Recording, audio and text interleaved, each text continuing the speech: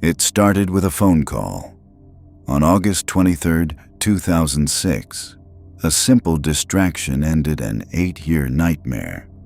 A young woman, imprisoned since she was a child, saw her chance and ran.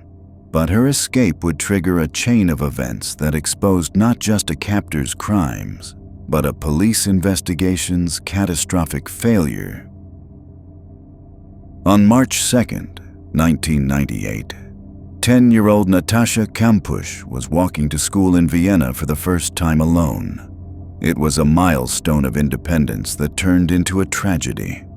A man, Wolfgang Priklopil, dragged her into a white minibus.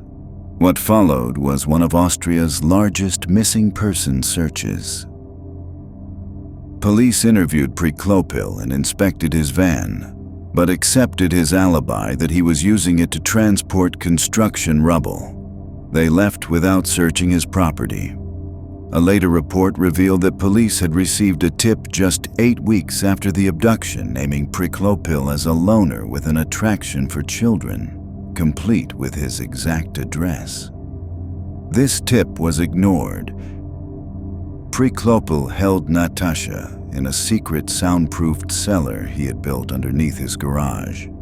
The entrance was a concealed metal hatch. The room was just 5 square meters. For the first 6 months, she never left this chamber.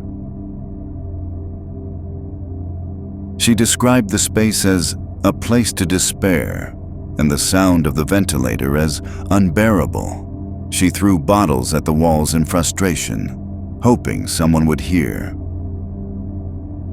Priklopil employed a systematic choreography of terror to break her will. He starved her, beat her so badly she could hardly walk, and installed an intercom to shout insults at her from his bedroom all night. Their relationship was a complex and twisted mix of cruelty and strange moments of normality. He initially brought her fancy croissants and expensive toys.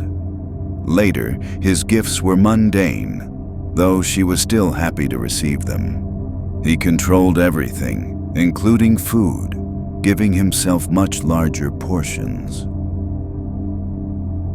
To survive, Natascha developed incredible psychological strength. Sometimes, the only way to stop his beatings was to punch herself repeatedly until he begged her to stop. At age 12, she had a powerful vision of her 18-year-old self, who promised, "I will get you out of here."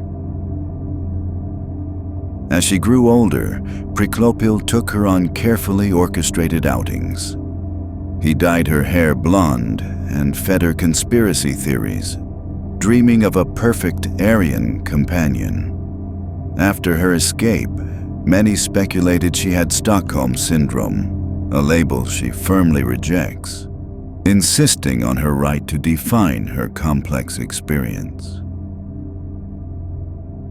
The moment finally came on August 23, 2006. While Priklopil was distracted by a phone call, Natascha was cleaning the very van he had used to abduct her. Seeing the garden gate was open, she made a split-second decision. She ran, pleading with passers-by for help, but was initially ignored. Finally, a 71-year-old woman let her in and called the police. Her first words were, "I am Natascha Kampusch." Just hours after her escape, knowing the police were closing in, Wolfgang Priklopil committed suicide by jumping in front of a train. When told of his death, Natascha, in a complex display of emotion, cried inconsolably and later lit a candle for him. She would later say, "I feel guilty because I brought about his death. I knew that if I tried to escape, he would kill himself." In the years since, Natascha Kampusch has fought to reclaim her narrative. She gave interviews, wrote a best-selling memoir, and started a talk show. She has become an author and public figure on her own terms. In one of her most powerful acts of reclaiming control, she purchased the house where she was imprisoned. She stated it was grotesque to have to pay for it, but she wanted to prevent its vandalism and decide its fate herself, calling it her House of Horrors.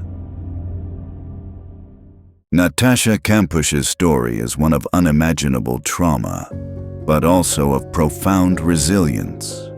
From a 10-year-old victim to an 18-year-old escapee to the woman she is today, she has consistently taken power back into her own hands, refusing to be defined solely by the 3,096 days she spent in the cellar.